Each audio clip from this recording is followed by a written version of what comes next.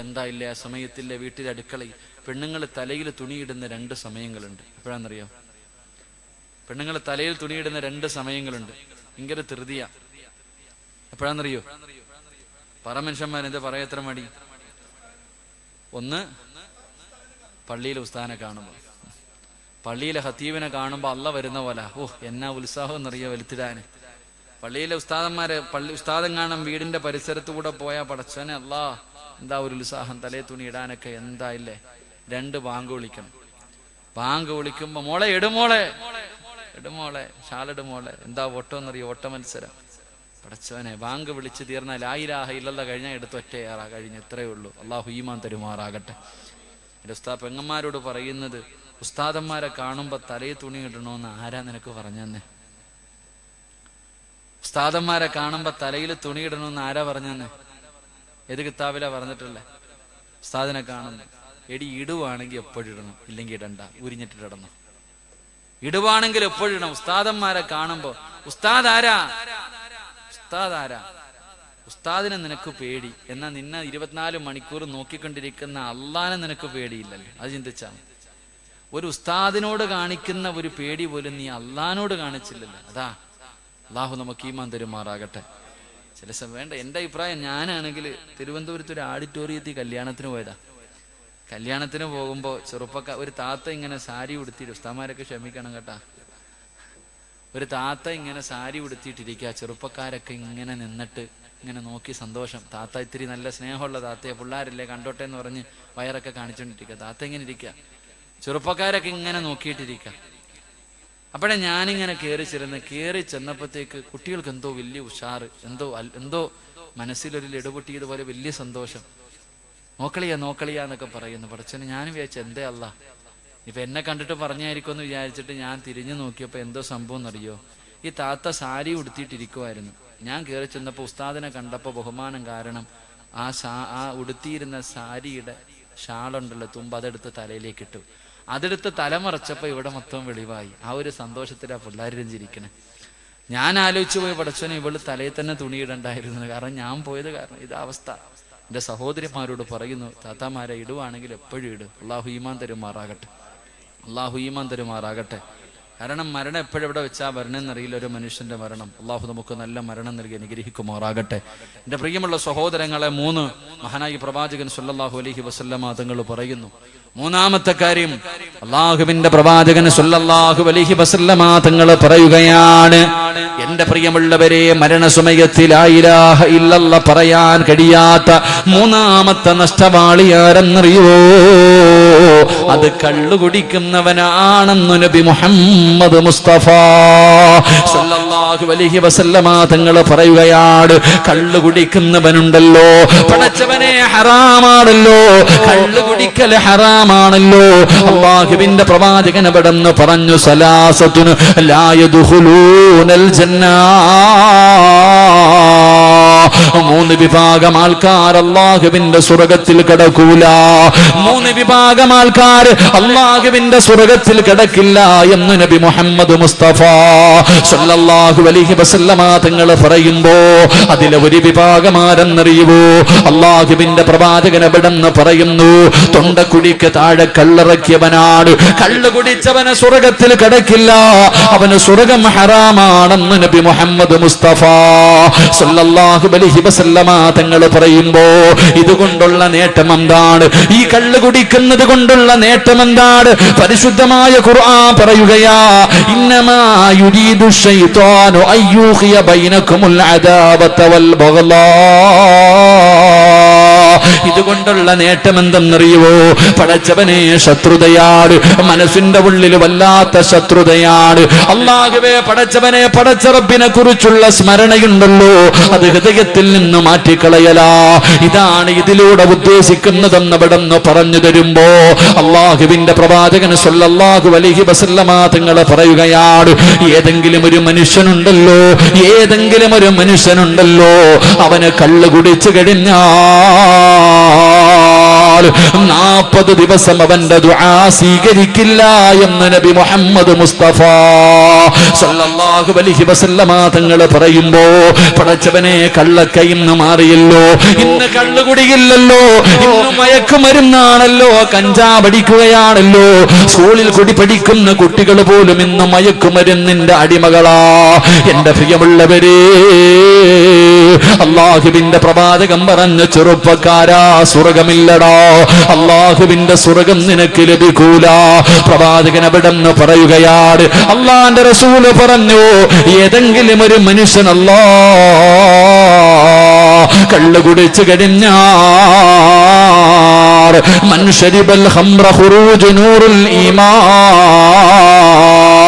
അല്ലാഹുവേ ഒരു തുള്ളി കള്ളവന്റെ തൊണ്ടയ്ക്ക് താഴെ ഇറക്കി കഴിഞ്ഞാൽ അവന്റെ ഈമാൻ അല്ലാഹു ഊരി മാറ്റുകയാ. അവന്റെ ഈമാൻ നഷ്ടപ്പെട്ടു പോയി, അവന്റെ ഈമാൻ അല്ലാഹു ഊരിയെടുക്കുകയാണ്. പിന്നെ അവര് പടച്ചറപ്പിന്റെ മുന്നിൽ ആത്മാർത്ഥമായി പൊട്ടിക്കരഞ്ഞു തൗബ ചെയ്യാതെ ആ ഈമാനെ തിരിച്ചു കിട്ടില്ല എന്ന് നബി മുഹമ്മദ് മുസ്തഫ സല്ലല്ലാഹു അലൈഹി വസല്ലമ തങ്ങൾ പറയുമ്പോ, എന്റെ പ്രിയമുള്ളവരെ, അള്ളാഹുവിന്റെ പ്രവാചകം പറയുകയാ, അള്ളാഹുവിന്റെ റസൂല് പറഞ്ഞു, അവനൊരു നല്ല മരണമില്ലോ. അവൻ എവിടെയാണ് കിടക്കുന്നതെന്നറിയുമോ? അവൻ അള്ളാഹുവിന്റെ റസൂല് ഒരിക്കൽ പറഞ്ഞു, സ്വഹാബാ നഹ്റുൽ ഖിബാൽ,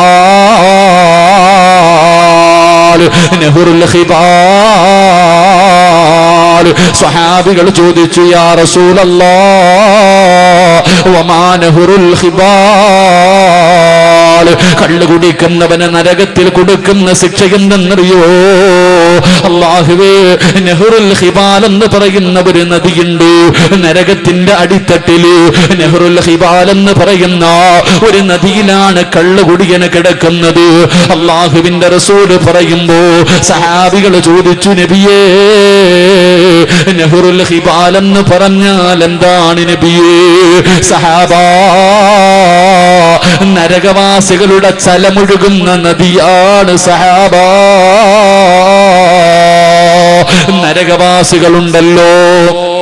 നരകവാസികളുണ്ടല്ലോ, അവരുടെ ശരീരത്ത് നിന്ന് വീഴുന്ന ചീഞ്ചലമൊഴുകുന്ന നദിക്കാണ് അതാ നഹ്റുൽ ഖിബാൽ എന്ന് പറയുമ്പോ, എന്റെ പ്രിയമുള്ളവരെ, കള്ളുകുടിയൻ അല്ലാഹു കൊടുക്കുന്ന ശിക്ഷ എന്തെന്നറിയോ? ഒന്ന്, അവന്റെ ഈമാൻ അല്ലാഹു ഊരി മാറ്റുകയാ. വിശദീകരിക്കാൻ സമയമില്ലാത്തത് കൊണ്ട് കള്ളു കുടിച്ചിട്ടുള്ളവരെ പൊട്ടിക്കരഞ്ഞ് തൗബ ചെയ്തോ, ഇല്ലെങ്കിൽ ഒന്ന്, അല്ലാഹു നിന്റെ ഈമാൻ ഊരി മാറ്റുകയാ. രണ്ട്, പടച്ചവരെ, നിന്റെ ദുആ അല്ലാഹു സ്വീകരിക്കൂല. മൂന്ന്, അല്ലാഹു നിനക്ക് നല്ല മരണം തരൂല. നിന്റെ ആഖിബത്ത് മോശമാ, നിന്റെ ആഖിബത്ത് മോശമാ. നാല്, പ്രവാചകൻ അവിടെന്ന് പറയുന്നു, അവന്റെ ജനാസ കൊണ്ടുപോയി കബറടക്കിയ, അവന്റെ ജനാസ കൊണ്ടുപോയി ഇവിടത്തെ പള്ളിക്കാട്ടിൽ കൊണ്ട് കബറടക്കിയിട്ട് അവന്റെ തല കിബിലയുടെ നേരെ തിരിച്ചു വെക്കുമല്ലോ. കിബിലയുടെ ഭാഗത്തേക്ക് അവന്റെ തല തിരിച്ചു വെച്ചിട്ട് എല്ലാവരും പലകയെടുത്ത് നിരത്തിയിട്ട് മണ്ണിട്ട് മൂടിയിട്ട് വീട്ടിലേക്ക് മടങ്ങുമല്ലോ. മോനെ, പോയി തുറന്നു നോക്കടാ, ധൈര്യമുണ്ടെങ്കിൽ പോയി നോക്ക് ചെറുപ്പക്കാരാ. കിബിലയുടെ ഭാഗത്ത് നിന്ന് അവന്റെ തല തിരിഞ്ഞു കിടക്കുമെന്ന് നബി മുഹമ്മദ് മുസ്തഫ സല്ലല്ലാഹു അലൈഹി വസല്ലമ തങ്ങൾ പറയുകയാ, അവന്റെ കബറിന്റെ അകത്ത് തീയാട്, അവന്റെ കബറിന്റെ അകത്ത് തീയാട്. അല്ലാഹ് നാളെ പരലോകത്ത് വരുമ്പോ അവനെ തിരിച്ചറിയും ചെറുപ്പക്കാരാ. കള്ളു കുടിച്ചവര്, പിയറടിച്ചവര്, കഞ്ചാവ് ഉപയോഗിക്കുന്നവര്, മയക്കുമരുന്ന് ഉപയോഗിക്കുന്നവര് നാളെ പടച്ചറബിന്റെ പരലോകത്ത് വരുമ്പോ നിന്നെ തിരിച്ചറിയുന്ന ഒരു കോലമുണ്ട്. എങ്ങനെയാ വരുന്നതെന്നറിയോ? എങ്ങനെയാ വരുന്നതെന്നറിയോ? എടാ, പേപ്പട്ടിയുണ്ടല്ലോ, നാവിങ്ങനെ താഴ്ത്തിയിട്ടിട്ട് വായിലൂടെ ഈള ഒലിപ്പിച്ചുകൊണ്ട് നടക്കുന്ന തല്ലിക്കൊല്ലാൻ ജനങ്ങൾ മുഴുവനും ഓടിക്കുന്ന പേപ്പട്ടിയുണ്ടല്ലോ, ആ പട്ടിയുടെ കോലത്തിൽ നാളെ കടന്നു വരുമെന്ന് നബി മുഹമ്മദ് മുസ്തഫ സല്ലല്ലാഹു അലൈഹി വസല്ലമ തങ്ങൾ പറയുകയാ, എല്ലാവരും നിന്നെ തിരിച്ചറിയും ചെറുപ്പക്കാരോ, വല്ലാത്ത ദുർഗന്ധമാണ്, നിന്നെ കാണുമ്പോ ജനങ്ങൾ മുഴുവനും ഓടുകയാണ്. അവസാനം നരകത്തിന്റെ മലക്കുകള് പട്ടിയെ തല്ലിക്കൊല്ലാൻ ഓടിക്കുന്നത് പോലെ നിന്നെ തല്ലിക്കൊണ്ടുവരുന്ന ഒരു രംഗമുണ്ട് ചെറുപ്പക്കാരാ. അള്ളാഹുവിന്റെ പ്രവാചകൻ എവിടെന്ന് പറയുകയാ, അള്ളാന്റെ റസൂൽ എവിടെന്ന് പറയുകയാ, നരകത്തില് നിനക്കൊരു സ്ഥാനമുണ്ട്, നരകത്തില് ഹിബാൽ എന്ന് പറയുന്ന നദി നിനക്കുള്ളതാണെന്ന് നബി മുഹമ്മദ് മുസ്തഫ സല്ലല്ലാഹു അലൈഹി വസല്ലമ തങ്ങൾ പറയുമ്പോ മഹാനായ സയ്യിദുനാ ഉമർ ഇബ്നുൽ ഖത്താബ് റളിയല്ലാഹു തആല അൻഹു അവിടെന്ന് പറയുകയാ, കള്ള് തൊട്ടവന്റെ കൈ കൊണ്ട് പിന്നെയൊന്നും വാങ്ങിക്കഴിക്കാ, അതാ കള്ള് കുടിച്ചവനല്ല, കള്ള് കൈകൊണ്ട് തൊട്ടവനുണ്ടല്ലോ, അവന്റെ കയ്യിൽ നിന്ന് എന്തെങ്കിലും വാങ്ങിച്ചു കടിക്കാ എനിക്ക് കഴിയില്ല എന്ന് ഉമർ തങ്ങൾ പറയുമ്പോ, എന്റെ പ്രിയമുള്ളവര്, ഏത് സാഹചര്യത്തിലും കുടിക്കാൻ പാടില്ല. കാരണം അല്ലാഹുവേ, അതാ കള്ളില് ശിഫയില്ലെന്ന് നബി മുഹമ്മദ് മുസ്തഫ നമ്മൾ പറയും ലറൂറത്തിന്റെ ഘട്ടത്തിൽ കള്ളു കുടിക്കുക, അങ്ങനെ പറയും. എങ്കിൽ പ്രവാചകൻ പറയുന്നുണ്ട് കള്ളില് ശിഫയില്ല, ഒരു രോഗത്തിനും ശിഫ കള്ളിലില്ല. അള്ളാഹു നമുക്ക് ഈമാൻ തരുമാറാകട്ടെ. ഹദീസിന്റെ കിതാബിൽ കാണാം, ഒരു മനുഷ്യൻ ഭക്ഷണം കഴിച്ചോണ്ടിരിക്കുക, ബക്കറ്റൊക്കെ എടുത്തു വെച്ചില്ലേ അവിടെ ഇരിക്കട്ടെ, ഒരു മനുഷ്യൻ കള്ളു കുടിച്ചു ഭക്ഷണം കഴിച്ചോണ്ടിരിക്കുമ്പോ തൊണ്ടയിൽ ഭക്ഷണം കുരുങ്ങി, കുടിച്ചില്ലെങ്കിൽ, വെള്ളം കുടിച്ചില്ലെങ്കിൽ ആ മനുഷ്യൻ മരിച്ചു പോകും. അങ്ങനെ ഒരു അവസ്ഥ. കള്ളു മാത്രമേ കുടിക്കാനുള്ളൂ. ഹദീസിന്റെ കിതാബിൽ കാണാം, ആ സമയത്ത് അവൻ അള്ളാഹുവെ, ആ സമയത്ത് കള്ളു കുടിക്കുക, അങ്ങനെ ഇരുന്ന് അങ്ങ് മരിച്ചുപോയ ഷഹീദിന്റെ കൂലിയുണ്ടെന്ന്. ഈ ഭക്ഷണം ഇറങ്ങണമെങ്കിൽ കള്ളു കുടിച്ചാലേ ജീവൻ നിലനിർത്താൻ പറ്റൂ. അപ്പൊ അങ്ങനെ ഒരു സാഹചര്യത്തിൽ അവൻ വെള്ളം കുടിക്കാതെ മരിച്ചുപോയ അവന് ഷഹീദിന്റെ കൂലിയുണ്ട്. അവിടെ മഹാന്മാര് പറയുന്നു, കള്ളു കുടിക്കുന്നതിനേക്കാളും നല്ലത് പട്ടിയുടെ മൂത്രം കുടിച്ചാലും കുഴപ്പമില്ല. അങ്ങനെ പട്ടിയുടെ മൂത്രം ഉണ്ടെങ്കിൽ അത് കൂടി, എന്നാലും കള്ളു കുടിക്കരുത്. അള്ളാഹു നമുക്ക് ഈമാൻ തരുമാറാകട്ടെ. എന്റെ പ്രിയമുള്ള സഹോദരങ്ങളെ, നിസ്സാരമായി തള്ളിക്കളയേണ്ട കാര്യമല്ല. മഹാനായ അവിടെ ചരിത്രത്തിൽ കാണാം, ഒരുപാട് ചരിത്രങ്ങൾ നമുക്ക് പഠിപ്പിച്ചിരുന്നു. മഹാനായ ഫുളൈൽ ഇബ്നു ഇയാദ് റളിയല്ലാഹു തആല, ലോകമറിയുന്ന പണ്ഡിതനാ ഫുളൈൽ ഇബ്നു ഇയാദ് റളിയല്ലാഹു തആല അൻഹു, അവിടുത്തെ ഒരു ശിഷ്യൻ, തന്റെ ശിഷ്യന്മാരിൽ ഏറ്റവും കൂടുതൽ നല്ലതുപോലെ പഠിക്കുന്ന ഒരു വിദ്യാർത്ഥിയാ. ആ വിദ്യാർത്ഥിയുടെ മരണസമയം അടുത്തപ്പോ ഉസ്താദ് ശിഷ്യന്റെ അടുക്ക പോയിട്ട് പറഞ്ഞു, മോനെ പറയടാ ലാ ഇലാഹ ഇല്ലല്ലാഹ്. ഞാൻ പറയത്തില്ല ഉസ്താദെ, ഞാൻ പറയൂല, കാഫിറായിട്ട് മരിച്ചുപോയി. അള്ളാഹുവെ, മഹാനായ ഫുളൈൽ ഇബ്നു ഇയാദ് റളിയല്ലാഹു തആല അൻഹുവിന് വല്ലാത്ത വേദന. കാരണം തന്റെ ശിഷ്യന്മാരിൽ ഏറ്റവും നല്ലതുപോലെ പഠിക്കണ വിദ്യാർത്ഥിയാ പോയെ. അള്ളാഹു അവന്റെ ആക്കിബത്ത് മോശമായി പോയി. 40 ദിവസം ദുആ ചെയ്തുകൊണ്ട് നടന്നു. അള്ളാഹുവെ, എനിക്കൊന്ന് കാണിച്ച അവിടച്ചനെ, എനിക്കൊന്ന് ശിഷ്യനെ സ്വപ്നം കാണിച്ച അല്ലാ. 40 ദിവസം ദുആ ചെയ്തു. 40ാമത്തെ ദിവസം ഉസ്താദ് ശിഷ്യനെ കണ്ടു, നരകത്തിനകത്ത് കിടന്നിട്ട് ഖബർ നിറയെ തീയ. അള്ളാഹുവെ, ഉസ്താദ് ശിഷ്യനോട് ചോദിച്ചു, മോനെ എന്തു പറ്റി? അവിടെ നിന്ന് പറഞ്ഞു, ഉസ്താദെ, എനിക്കൊരു രോഗമുണ്ടായിരുന്നു. ഞാൻ വൈദ്യന്മാരെ പോയി കണ്ടപ്പോൾ അവര് പറഞ്ഞു, എല്ലാ വർഷവും ഒരു സമയത്ത് നീ 1 ഗ്ലാസ് കള്ളു കുടിക്കണം, അത് കുടിച്ചാലേ രോഗം മാറൂ. ഞാൻ എല്ലാ വർഷവും ഒരു പ്രാവശ്യം കള്ളു കുടിക്കുമായിരുന്നു. അതിന് എനിക്ക് അള്ളാഹു തന്ന ശിക്ഷയാ. അള്ളാഹു നമ്മളെ കാത്തിരക്ഷിക്കുമാറാകട്ടെ. റസൂലുള്ളാഹി തങ്ങൾ പറഞ്ഞു, കള്ളുകുടിയെന്ന് പറയുന്നത് എല്ലാ പാപത്തിന്റെയും തലയാ.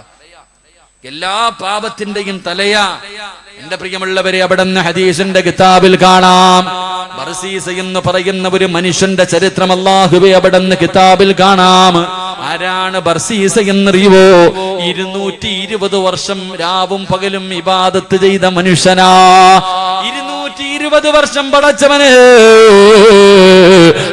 അല്ലാഹുവേ ഇബാദത്ത് ചെയ്ത മനുഷ്യനാണ്. ഈ ബർസീസയെ കുറിച്ചും മലക്കുകൾ പരസ്പരം ചർച്ച ചെയ്യുമായിരുന്നു. ഈ മനുഷ്യൻ ആരാ പടച്ചവന്? മലക്കുകൾക്ക് പോലും അത്ഭുതമായിരുന്നു. ബർസീസയെ കുറിച്ചും മലക്കുകൾ പോലും അത്ഭുതപ്പെട്ടു പോയി. ശൈത്താന് വല്ലാത്ത അസൂയായി. മലക്കുകൾ പോലും ബർസീസയെ കുറിച്ച് പറയുന്നത് കേട്ടപ്പോ ശൈത്താന് സഹിക്കാൻ കഴിഞ്ഞില്ല. ശൈത്താൻ അതാ ബർസീസയുടെ മുന്നിൽ ഒരു മഹാന്റെ രൂപത്തിൽ ഇറങ്ങി വരികയാ. അതാ വന്നിട്ട് ചോദിച്ചു, എനിക്ക് കൂടെ ഇബാദത്ത് ചെയ്യാൻ അല്പം സ്ഥലം തരുവോ? ബർസീസ സ്ഥലം കൊടുത്തു. ഇബ്ലീസ് 3 ദിവസം രാവും പകലും 3 ദിവസം രാവും പകലും ഭക്ഷണമില്ല, വെള്ളം കുടിക്കുന്നില്ല, ഉറങ്ങുന്നില്ല, ഒരു സെക്കൻഡ് പോലും ഇരിക്കുന്നില്ല. 3 ദിവസം രാവും പകലും ബർസീസ നിസ്കാരവാ. അല്ലാഹുവേ, ഇത് കണ്ടപ്പോ ബർസീസയ്ക്ക് വല്ലാത്ത അത്ഭുതമായി. ശൈത്താൻ ഇങ്ങനെ നിസ്കാരം, വെള്ളം കുടിക്കുന്നില്ല, ഭക്ഷണം കഴിക്കുന്നില്ല, ഒരു സെക്കൻഡ് പോലും ഇരിക്കുന്നില്ല. ഈ 3 ദിവസവും നിസ്കാരമാണ്. ബർസീസ ചോദിച്ചു, നിങ്ങൾക്ക് ഇതെങ്ങനെ കഴിയുന്നു? ഭക്ഷണം കഴിക്കാതെ, വെള്ളം കുടിക്കാതെ, ഒരു സെക്കൻഡ് പോലും ഇരിക്കാതെ നിങ്ങൾ എങ്ങനെ ചെയ്യാൻ കഴിയുന്നു? അവിടെ നിന്ന് ഇബ്ലീസ് പറഞ്ഞു, ബർസീസ, ഒരു വൻ പാപം നീ നിന്റെ ജീവിതത്തിൽ ചെയ്യണം. ഒരു പാപം നിന്റെ ജീവിതത്തിൽ ചെയ്യണം. എന്നിട്ട് നീ പശ്ചാത്തപിച്ച് മടങ്ങണം. ആ പാപത്തെ കുറിച്ച് നിനക്ക് ഓർമ്മ വന്നു കഴിഞ്ഞാ പിന്നെ ഒരിക്കലും നിനക്ക് ഭക്ഷണം കഴിക്കാൻ തോന്നൂല, വെള്ളം കുടിക്കാൻ തോന്നൂല. 24 മണിക്കൂറും നീ ഇബാദത്ത് ചെയ്തുകൊണ്ടിരിക്കും. അങ്ങനെ ഇബ്ലീസ് പറഞ്ഞു, നീ ഒരു പാപം ചെയ്യണം.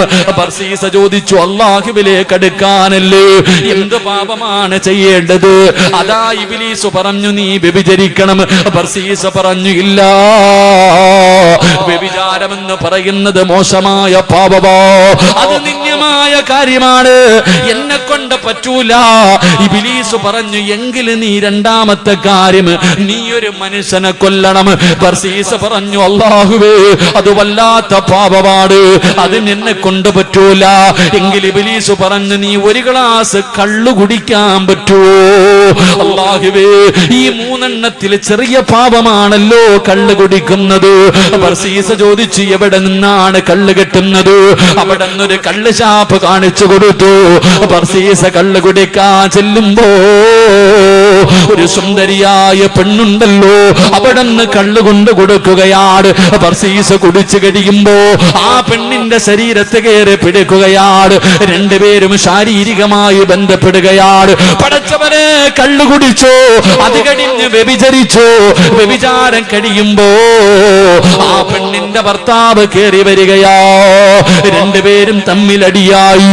ആ മനുഷ്യന്റെ കഴുത്ത് മുറിച്ചു മാറ്റി. ആദ്യം കള്ളു കുടിച്ചു, പിന്നെ വ്യഭിചരിച്ചു, 3 കൊല ചെയ്തു. 3 പാപവും ബർസീസ ചെയ്ത് കഴിഞ്ഞു. അവസാനം ജയിലറയിൽ തൂക്കാൻ വിധിച്ചു.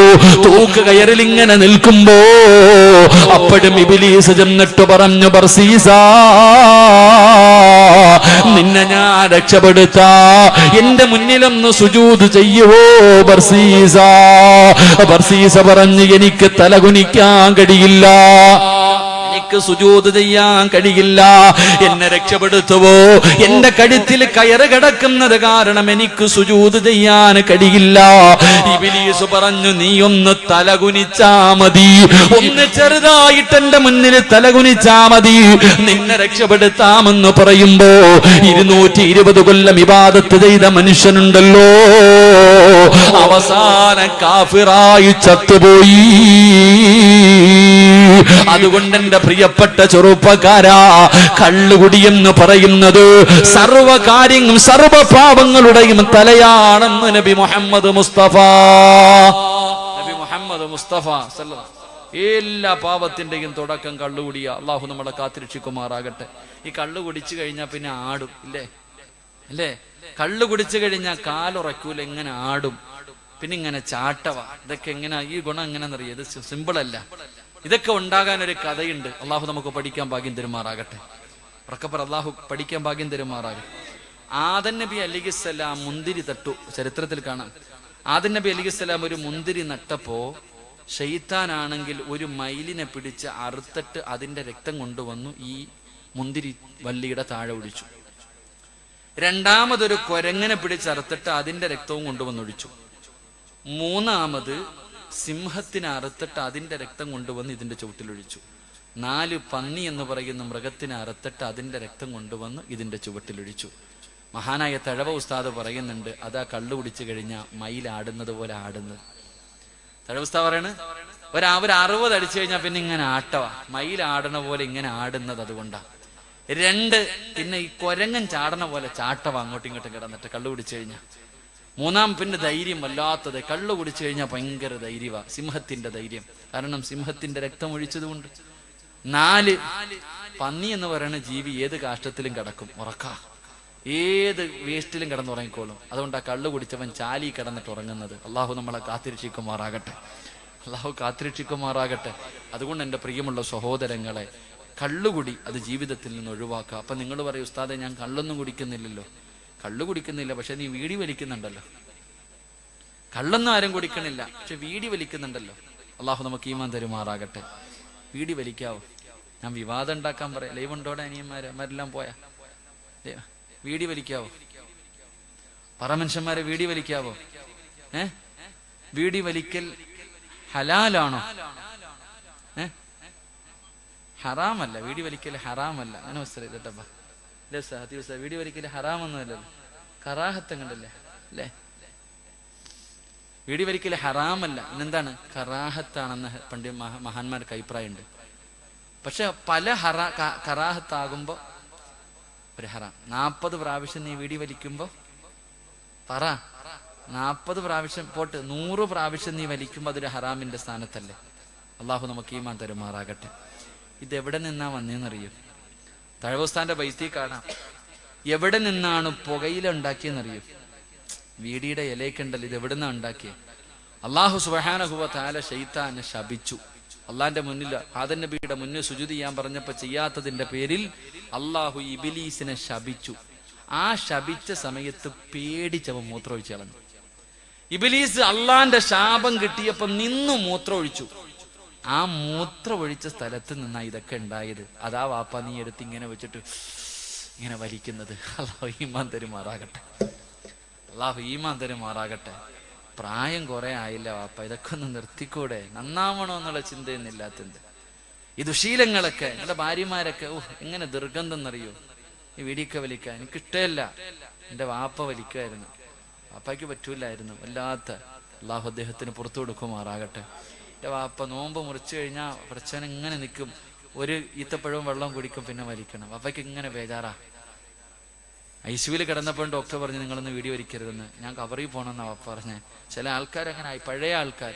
പക്ഷെ നിങ്ങൾക്കൊക്കെ നിർത്താമല്ലോ, ഇതല്ല സ്വഭാവമല്ലല്ലോ. അള്ളാഹു നമുക്ക് ഈമാൻ തരുമാറാകട്ടെ. ഉറക്കപ്പറ, അള്ളാഹു ഈമാൻ തരുമാറാ. ചിലൊക്കെ മാറ്റണം.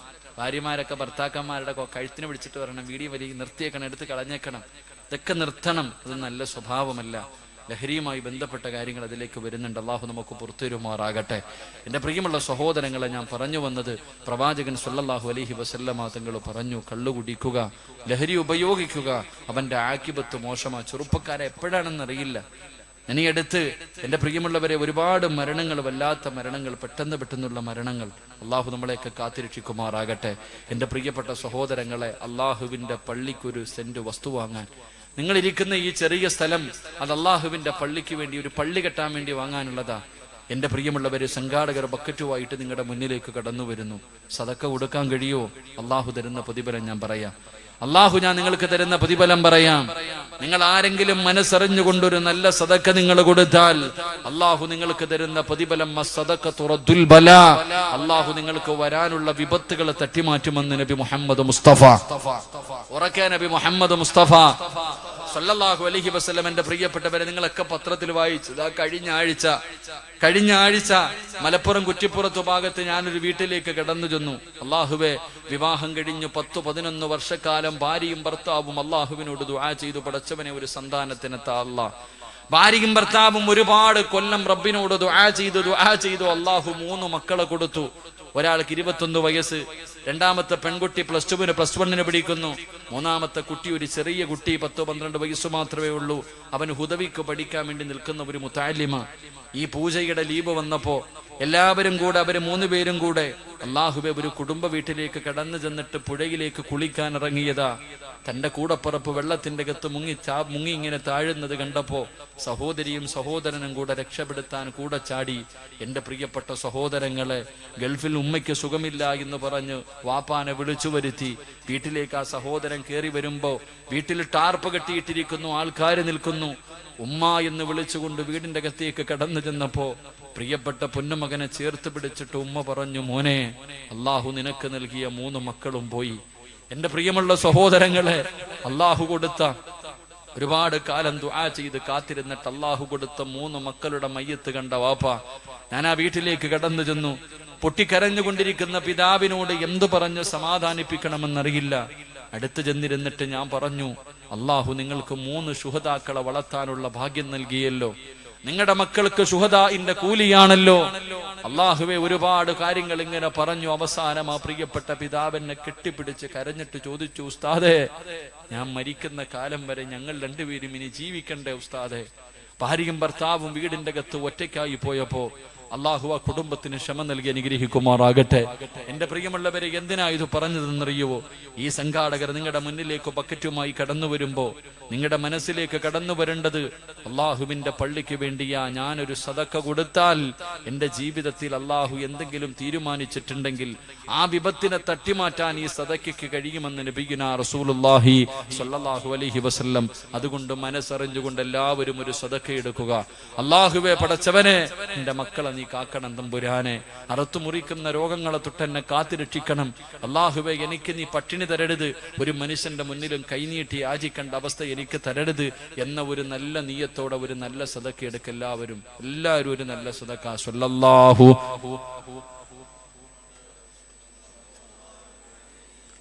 സല്ലല്ലാഹു അലാ മുഹമ്മദ് സല്ലല്ലാഹു അലൈഹി വസല്ലം. അല്ലാഹുമ്മ സല്ലി അലാ മുഹമ്മദ് യാ റബ്ബി സല്ലി. അല്ലാഹുവേ, പടച്ചവനെ, ആരെല്ലാം മനസ്സറിഞ്ഞുകൊണ്ടൊരു സദക്ക കൊടുക്കുന്നു, അല്ലാഹുവേ, ഈ സദക്ക നീ സ്വീകരിക്കണേ അല്ലാ. ഇവരുടെ ജീവിതത്തിലെ സർവ്വ ഇടങ്ങേറുകളും നീ മാറ്റി കൊടുക്കണേ അല്ലാ. എല്ലാ പ്രയാസങ്ങളും നീ മാറ്റി കൊടുക്കണേ അല്ലാ. ഇവർക്ക് നീ നല്ല മരണം കൊടുത്ത് അനുഗ്രഹിക്കണേ തമ്പുരാനെ. എന്റെ പ്രിയമുള്ള സഹോദരങ്ങളെ, അള്ളാഹുവിന്റെ പ്രവാചകൻ പറയുന്നു, മരണസമയത്തിൽ ലാ ഇലാഹ ഇല്ലല്ലാഹ് പറയാൻ കഴിയാത്ത 5 വിഭാഗത്തിൽ 4ാമത്തെ വിഭാഗം ഏതെന്നറിയുമോ? ഒരു വിഭാഗം കൂടെ പറഞ്ഞ് നമുക്ക് ദുആ ചെയ്യാം. അള്ളാഹു ഭാഗ്യം തരുമാറാകട്ടെ. പക്ഷെ അതിരിക്കൂലേ? ഇപ്പൊ സമയം 10:50 ഇരിക്കൂലേ? ഒരെണ്ണം കൂടെ പറയണമെന്ന് ആഗ്രഹമുള്ളവരൊന്ന് കൈവക്കിക്കേ. ഷാ അല്ലാഹ് അവിടെ ഇരിക്കട്ടെ. മുട്ടയൊക്കെ ഉണ്ട് ലേലം ചെയ്യാൻ. എല്ലാവരും കവറി ഇട്ട് വെച്ചോ. ഷാ അല്ലാഹ് വീട്ടിൽ കൊണ്ടുപോയി തിന്നാലോ. അള്ളാഹുവിന്റെ പ്രവാചകൻ സല്ലല്ലാഹു അലൈഹി വസല്ലമ തങ്ങൾ പറയുകയാ, 4ാമത്തെ കാര്യം എന്തെന്നറിയുവോ? മരണസമയത്തിൽ ലാ ഇലാഹ ഇല്ലല്ലാഹ് പറഞ്ഞു മരിക്കാൻ കഴിയാത്ത, ലാ ഇലാഹ ഇല്ലല്ലാഹ് പറയാ നാവ് പൊങ്ങാത്ത 4ാമത്തെ വിഭാഗം ആരെന്നറിയുവോ? റസൂലുള്ളാഹ് പറയുന്നു, സ്വഹാബാ, മാതാപിതാക്കളുടെ പൊരുത്തമില്ലാത്തവരോ, മാതാപിതാക്കളുടെ പൊരുത്തമില്ലാത്തവനാണ്, മാതാപിതാക്കളെ ഉപദ്രവിക്കുന്നവനാണ്, മാതാപിതാക്കളെ വേദനിപ്പിക്കുന്ന മക്കള്, നിനക്ക് നല്ല മരണമില്ലെന്ന് നബി മുഹമ്മദ് മുസ്തഫ സല്ലല്ലാഹു അലൈഹി വസല്ലമ തങ്ങൾ പറയുമ്പോ, പടച്ചവരെ, ഇന്ന് വൃദ്ധസദനങ്ങൾ വല്ലാതെ വർദ്ധിക്കുന്ന കാലമാണ്. മാതാപിതാക്കളെ തല്ലുന്ന മക്കളുടെ കാലമാ, മാതാപിതാക്കളെ കണ്ണുനീര് കുടിപ്പിക്കുന്ന മക്കളുടെ കാലമാ. പടച്ചവരെ, ഉമ്മാനെ ചാക്കിൽ കെട്ടിയിട്ട് വഴിയോരത്ത് കൊണ്ടുവന്ന് കളഞ്ഞിട്ട് ഉപേക്ഷിച്ചിട്ട് പോകുന്ന മക്കളുടെ കാലമാ. എന്റെ പ്രിയമുള്ളവര്, മാതാപിതാക്കളുടെ മനസ്സ് വേദനിപ്പിക്കുന്നവനുണ്ടല്ലോ, അവന്റെ മരണസമയം മോശമാണ്. പ്രവാചകൻ പറഞ്ഞു, സ്വഹാബാ, 3 പാപങ്ങൾ ആരെങ്കിലും ചെയ്താൽ ഈ ദുനിയാവിൽ വെച്ച് തന്നെ അല്ലാഹു ശിക്ഷ കൊടുക്കുമെന്ന് നബി മുഹമ്മദ് മുസ്തഫ സല്ലല്ലാഹു അലൈഹി വസല്ലമ തങ്ങൾ പറയുകയാണ്, 3 പാപം ചെയ്താ, 3 തെറ്റുകൾ ചെയ്താ ഈ ദുനിയാവിൽ വെച്ച് തന്നെ, മരണത്തിന്റെ സമയത്തല്ല, ഖബറിന്റെ അകത്തല്ല, പരലോകത്തല്ല, സിറാത്തിലല്ല, പടച്ചവന്റെ നരകത്തിലല്ലോ, ഈ ദുനിയാവിൽ വെച്ച് തന്നെ റബ്ബ് നിനക്ക് ശിക്ഷ തരുമെന്ന് നബി മുഹമ്മദ് മുസ്തഫ സല്ലല്ലാഹു അലൈഹി വസല്ലമ തങ്ങൾ പറയുമ്പോ ആരാ ഒന്നാമത്തെ വിഭാഗം ആരെന്നറിയോ? ഉമ്മാനെ വേദനിപ്പിച്ചവരാ, മാതാപിതാക്കളെ വേദനിപ്പിച്ച മക്കള്. നീ മരിക്കുന്നതിന് മുമ്പേ റബ്ബ് നിനക്ക് ശിക്ഷ തരുമെന്ന് നബി മുഹമ്മദ് മുസ്തഫ സല്ലല്ലാഹു അലൈഹി വസല്ലമ തങ്ങൾ പറയുമ്പോ മാതാപിതാക്കളെ വേദനിപ്പിക്കുന്നവൻ ഹജ്ജ് ചെയ്താലും ഉംറ ചെയ്താലും പള്ളി കെട്ടി കൊടുത്താലും വഅദ് പറയുന്നവനാണെങ്കിലും ഇമാമാണെങ്കിലും എത്ര വലിയ കൊലകൊമ്പനാണെങ്കിലും മാതാപിതാക്കളെ വേദനിപ്പിച്ചവരാടോ അവന് നല്ല മരണമില്ലോ, അവന് നല്ല മരണമില്ലോ. പടച്ചവരേ, അല്ലാഹുവിന്റെ പ്രവാചകന്റെ സ്വഹാബിയുടെ ചരിത്രം നമുക്ക് പറഞ്ഞു തരുന്നുണ്ടല്ലോ. അൽഖമർ റളിയല്ലാഹു തആല അൻഹു അല്ലാഹുവിന്റെ പ്രവാചകന്റെ സഹാബിയാണ് അൽഖമ. ആ അൽഖമർ റളിയല്ലാഹു തആല അൻഹു മരണത്തോട് മല്ലടിച്ചു കൊണ്ടിരിക്കുന്ന സമയത്ത് സഹാബികൾ അടുത്ത് ചെന്ന് നിന്നിട്ട് ലാ ഇലാഹ ഇല്ലല്ലാഹ് അൽഖമയ്ക്ക് ഷഹാദത്ത് കലിമ പറഞ്ഞു കൊടുക്കുകയാ. അൽഖമയ്ക്ക് ഷഹാദത്ത് കലിമ പറഞ്ഞു കൊടുക്കുകയാ. അൽഖമയ്ക്ക് പറയണമെന്നുണ്ട്, പക്ഷേ നാവ് പൊങ്ങുന്നില്ല.